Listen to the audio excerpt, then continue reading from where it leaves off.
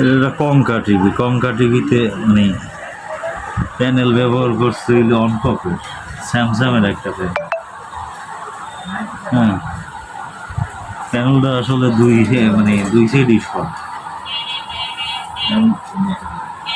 CKB কাটার পরে হয়তো বা আপনার শর্ট কিলার দিয়ে যদি শর্ট রিমুভ করা যায় হয়তো বা হওয়ার সম্ভাবনা আছে। তো চলেন দেখি, আমরা চেষ্টা করি।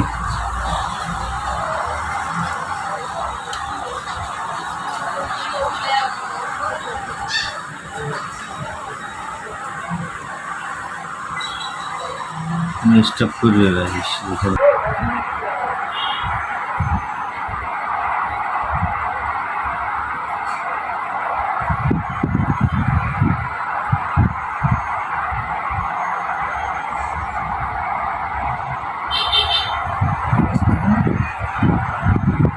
হুম।